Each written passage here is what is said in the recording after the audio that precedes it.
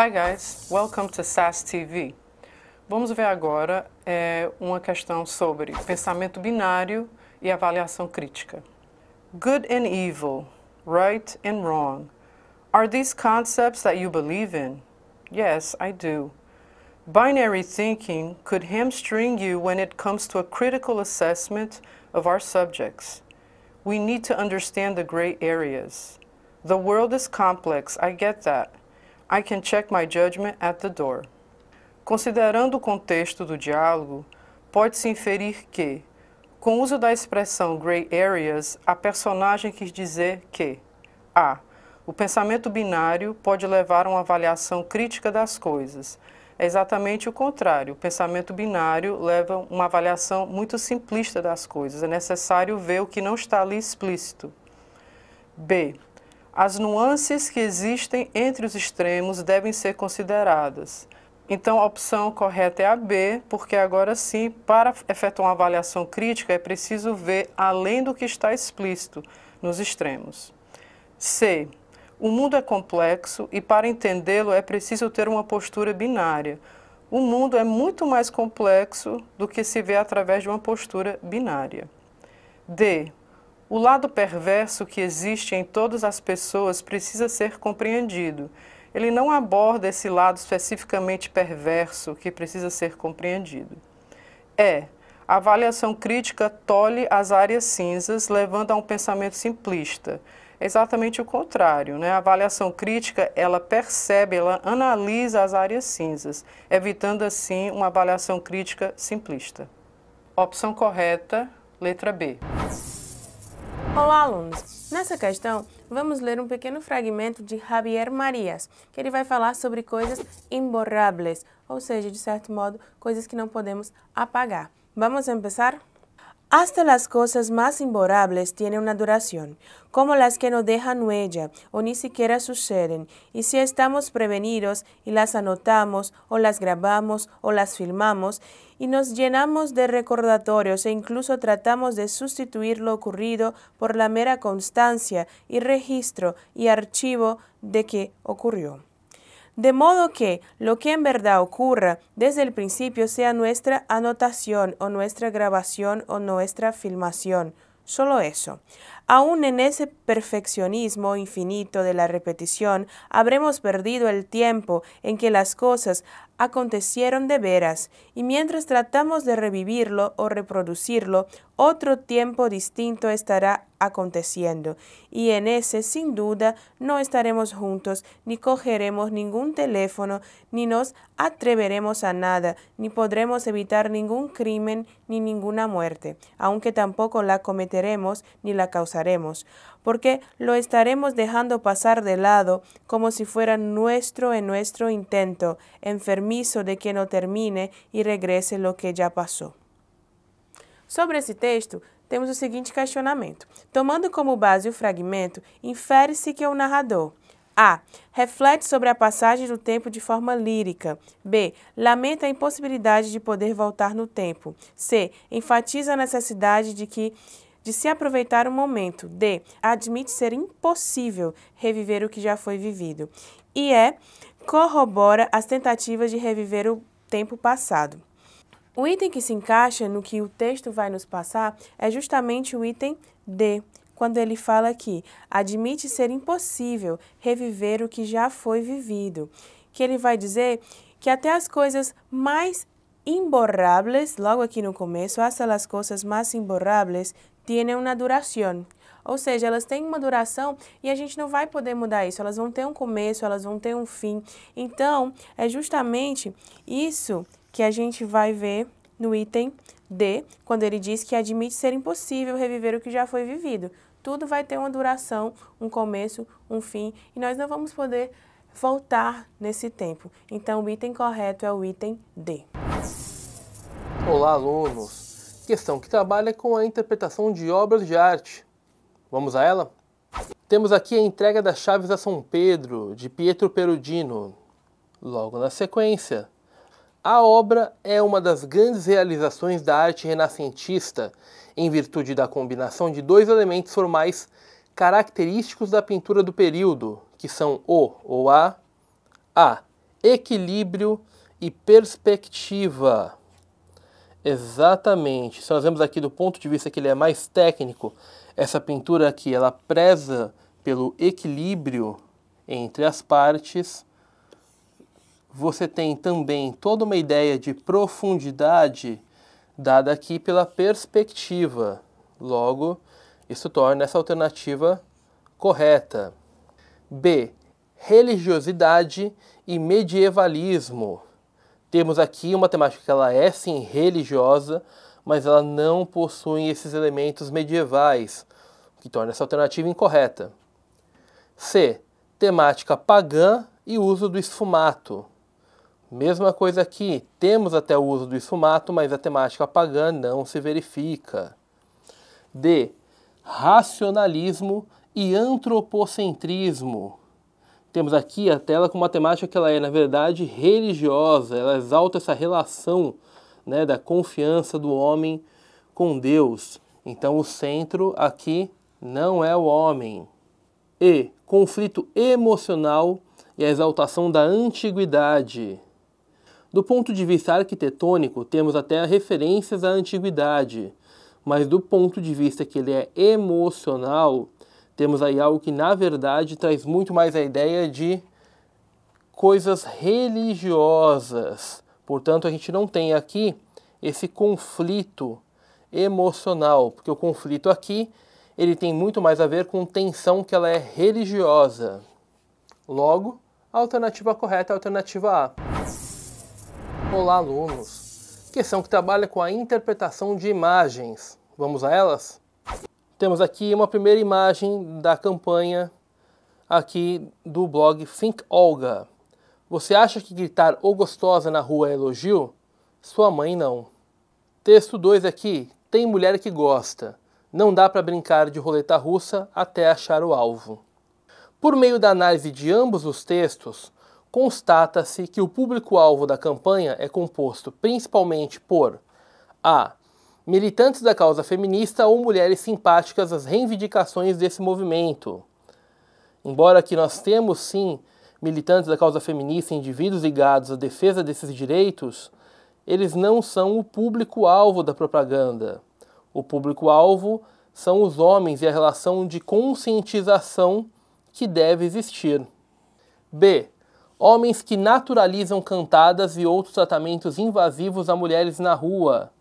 Exatamente, eles são o público-alvo.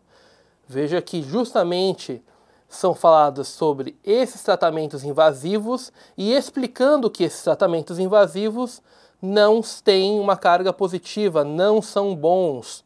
Logo, estão se dirigindo justamente a esses homens. C. Homens que se posicionam contrariamente às cantadas e outras práticas de assédio. Não é para esse tipo de homem, mas sim para homens que precisam mudar o seu posicionamento. D. Mulheres e homens que não compactuam com o machismo, combatendo-o.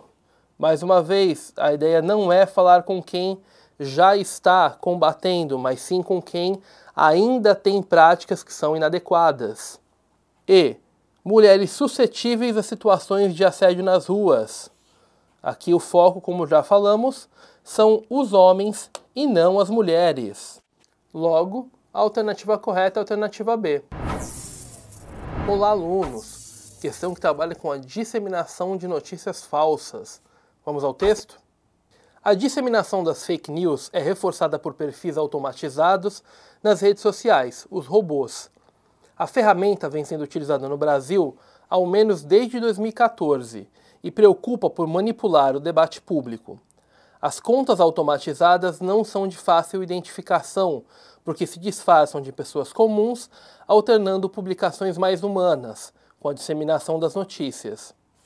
Espera-se que a estratégia ganhe força em 2018 e, portanto, precisa ser combatida pelos poderes públicos. É fundamental que os atores políticos e as instituições envolvidas no processo democrático estejam preparados para garantir um debate transparente e equilibrado no espaço virtual.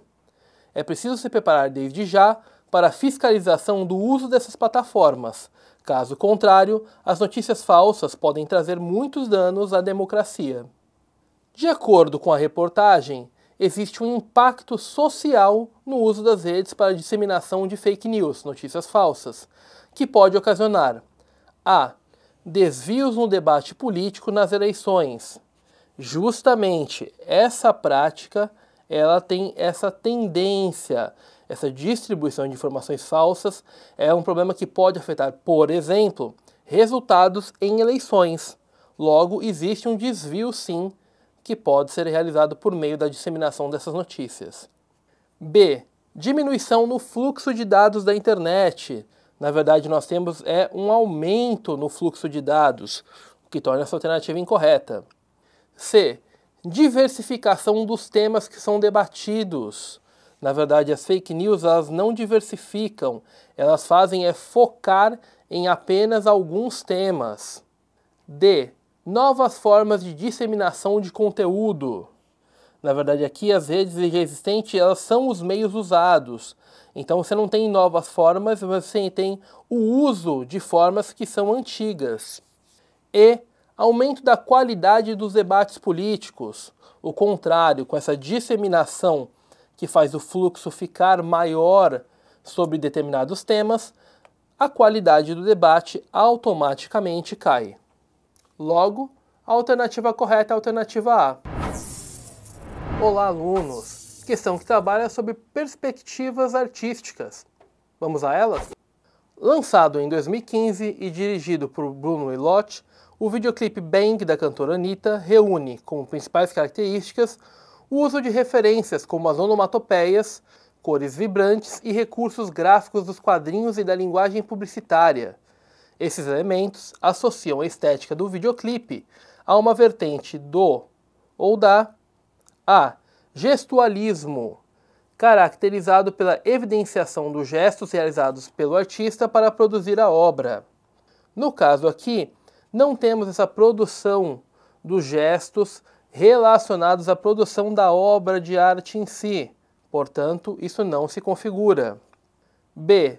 Dadaísmo, com técnicas como a do ready-made, produzindo arte a partir de objetos industrializados. Também não temos esses objetos que são industrializados e tirados do contexto. A questão ela é a introdução de outras linguagens. C.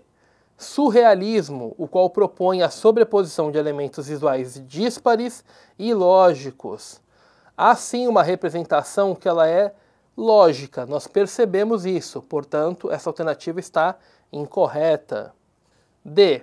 Pop art, ao se apropriar de itens pictóricos e ícones visuais de grande circulação na sociedade. Exatamente, justamente esse uso das cores vibrantes, das onomatopeias, dos elementos gráficos visuais, eles configuram essa influência da pop art. E. Op art, a qual explora os efeitos visuais relacionais à falibilidade do olhar humano.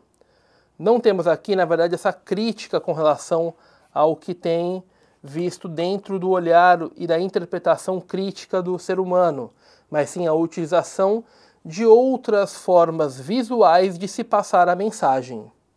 Logo, a alternativa D é a alternativa correta. Olá, pessoas! Essa questão nos leva até a vinda da família real, suas decisões políticas no Brasil do século XIX. Vamos ao texto.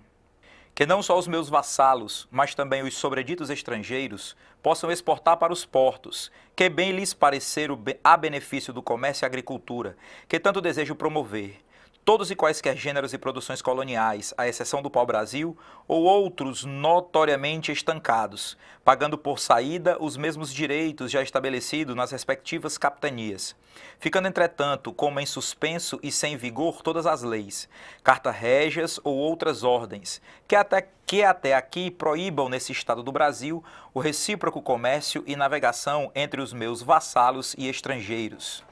Uma carta escrita na Bahia, ao 28 de janeiro de 1808, pelo príncipe regente naquela época, Dom João VI. O trecho anterior, retirado de um documento oficial do período colonial, descreve.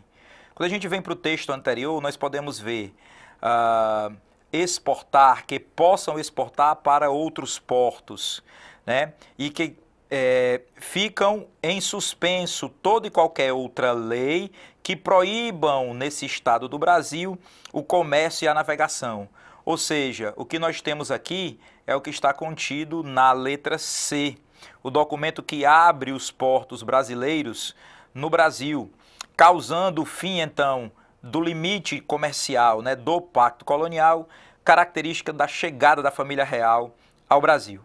Dessa forma, então, nossa resposta está na letra C. Olá, coleguinha, tudo bem? Essa questão fala sobre Guerra Fria. Olha só, pessoal. Em um comunicado conjunto após 11 horas de conversas, a Coreia do Norte prometeu enviar uma grande delegação para a Olimpíada de Inverno de Pyeongchang em fevereiro na Coreia do Sul, mas fez uma forte reclamação após Seul propor conversas para desnuclearizar a Península Coreana.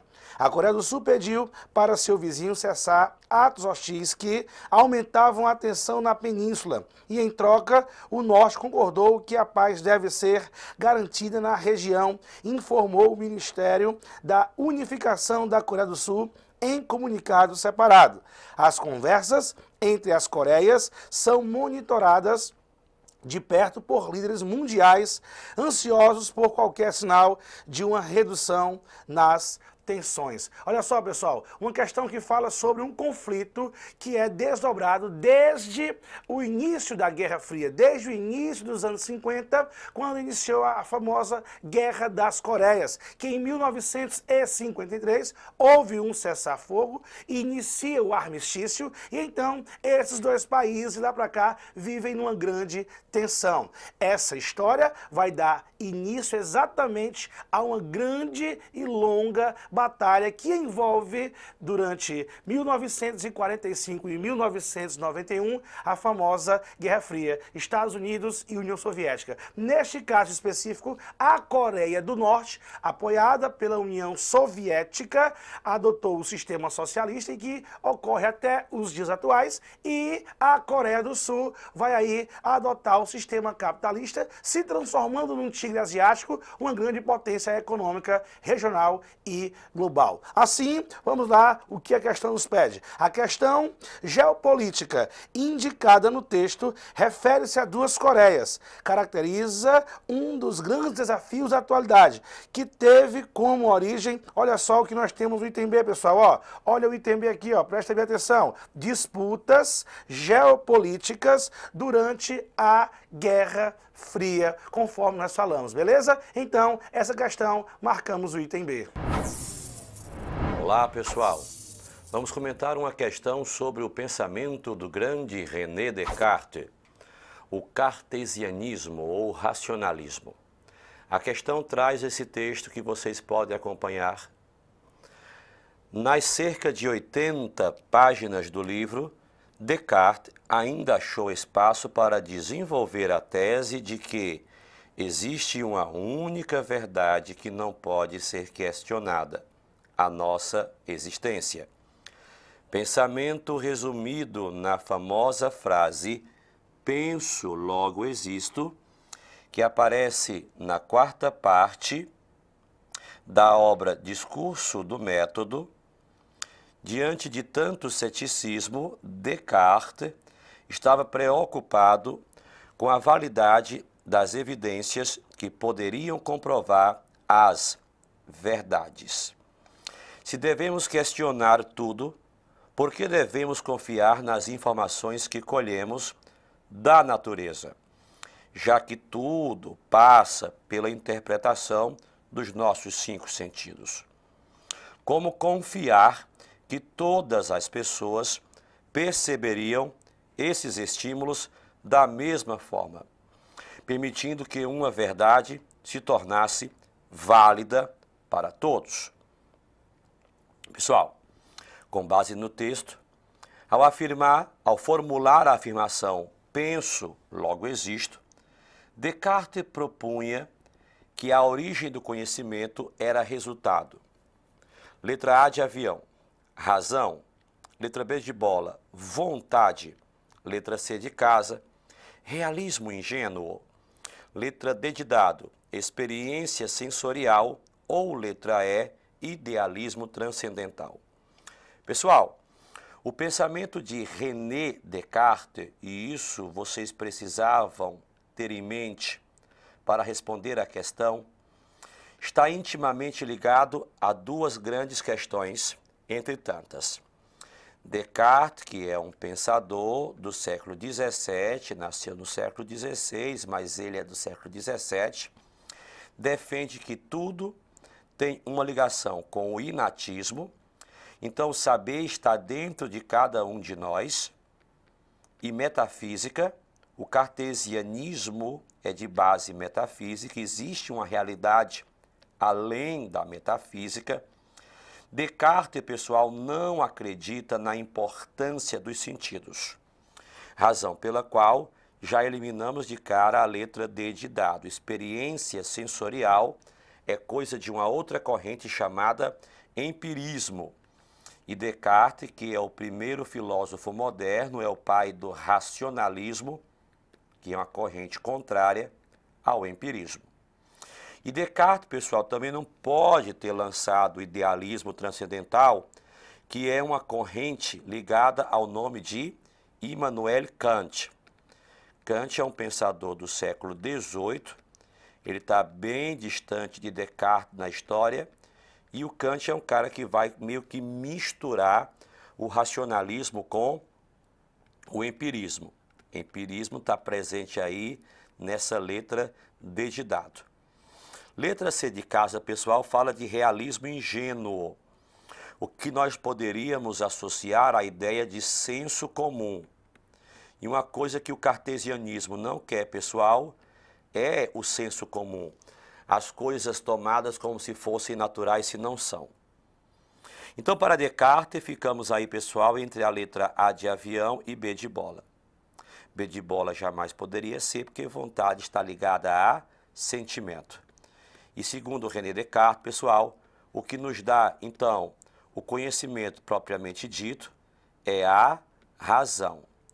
Pessoal, resposta certa, portanto, nessa questão é a letra A de avião. A resposta certa é a letra A. Olá, pessoal. Nós vamos discutir uma questão sobre indústria cultural, montada a partir do pensamento de Theodor Adorno, um dos maiores membros da chamada Escola de Frankfurt. A questão fala o seguinte: os consumidores são os operários e os empregados, fazendeiros e pequenos burgueses. A totalidade das instituições existentes os aprisiona de corpo e alma. Os aprisiona de corpo e alma, a ponto de, sem resistência, sucumbirem, caírem diante de tudo que lhes é oferecido. E assim, como a moral dos senhores era levada mais a sério pelos dominados do que pelos próprios senhores, assim também as massas enganadas de hoje são mais submissas ao mito do sucesso do que os próprios afortunados. Theodor Adorno, como já dissemos, um dos maiores nomes da chamada Escola de Frankfurt. Com base no texto, a evolução da indústria cultural, tema da questão, fez com que as massas encarassem o ato de consumir como sinônimo.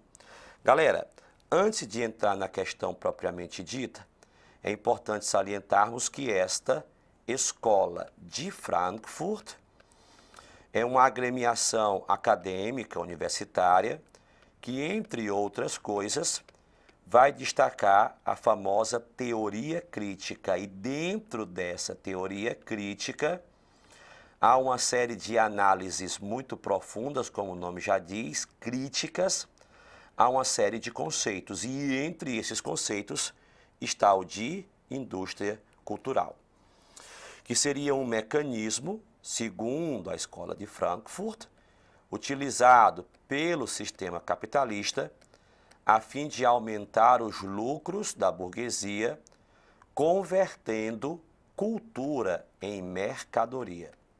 cultura em produto, que passa a ser vendido como se fosse uma mercadoria. E dentro dessa lógica de comércio ou de mercado, o produto ou a cultura, por ele representada, passa uma ideia de prazer e sucesso, o que torna a letra B de bola já como correta. Vamos ver por que estão erradas as que estão erradas.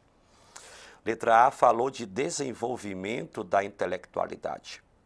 Isso vai contra o pensamento da escola de Frankfurt e de Adorno, porque essa nossa intelectualidade é ameaçada no momento em que essa indústria cultural ela massifica a sociedade. As pessoas são submetidas agora a um bombardeamento de produtos que levam à massificação, sem diversificação. E também a letra C está falsa, porque não é propósito de equilíbrio entre corpo e mente, uma vez que a mente passa a ser menos valorizado. O prazer que o corpo representa é que é mais importante. Personalização da tecnologia. Essa opção está falsa, porquanto a tecnologia passa a ser uma ferramenta inquestionável, ela passa a ser uma ferramenta que faz parte do nosso dia a dia, ninguém questiona. E aperfeiçoamento estético está falso, pessoal, pela questão da mecanização que a indústria vai promovendo. Então, como resposta certa, temos a letra B de bola. A resposta certa é a letra B de bola. Olá pessoal, tudo bem? A próxima questão é sobre análise combinatória. Vamos ver? Um pai, uma mãe e seus filhos resolveram comemorar o aniversário do filho caçula com um jantar em um restaurante. Eles reservaram uma mesa circular com 5 cadeiras idênticas, distribuídas igualmente ao redor da mesa, e irão sentar-se de modo que o pai e a mãe fiquem em cadeiras vizinhas. De quantas formas distintas essa família poderá sentar-se à mesa? Bom, vamos considerar aqui então o pai representado pela letra A mãe representada pela letra B e os filhos representados pelas letras C, D e E. Como o pai e a mãe não poderão se separar, nós podemos então representá-los por um único objeto, A, B, e aí resta então a permutação circular de 4 objetos, o casal, pai e mãe e os 3 filhos. A gente sabe que isso é dado por 3 fatorial, 6 possibilidades. Mas o casal pode não se separar sentando-se na ordem pai-mãe ou então na ordem mãe-pai. Então esse valor 6 deve ser multiplicado por 2, portanto há 12 possibilidades, que é o que consta na alternativa B. É isso aí, pessoal. Gabarito, letra B. Olá, pessoal. Tudo bem? Próxima questão é sobre função afim. Vamos ver? O valor do desconto do imposto de renda no salário de um trabalhador é calculado a partir da tabela a seguir. A base de cálculo mensal diz respeito à remuneração bruta do trabalhador e a parcela a deduzir descontada do imposto de renda, ou seja, não é contabilizada no valor final do imposto. O salário bruto é a remuneração mensal do trabalhador sem as deduções legais, ou seja, não é o valor final recebido. A quantia real recebida, que é o salário líquido, é o valor obtido após a dedução dos impostos. Qual função define o valor do salário líquido em real de uma pessoa cujo salário bruto X é superior a R$ 4.700? Bom, a gente analisa aqui a tabela. Quando o salário é acima de R$ 4.700, ele entra na última faixa, que é a faixa que está acima de R$ 4.664,68. Desse modo, se a gente representar por X o salário dessa pessoa, o imposto a ser pago vai ser dado por 27,5% de X, tirando a parcela a deduzir, que é de R$ 869,36. Assim, o salário dessa pessoa vai ser o salário bruto, que é X, menos a parte do imposto, que é 27,5% de X, a gente pode escrever 0,275x, tirando a parcela a deduzir, que é de R$ 869,36. Assim, esse salário vai ser igual a 0,725x mais R$ 869,36. R$1,36, que é o que a gente encontra na alternativa A. Muito bem, pessoal, o gabarito dessa questão foi a letra A. Olá, pessoal. A próxima questão sobre análise de gráficos. Vejamos.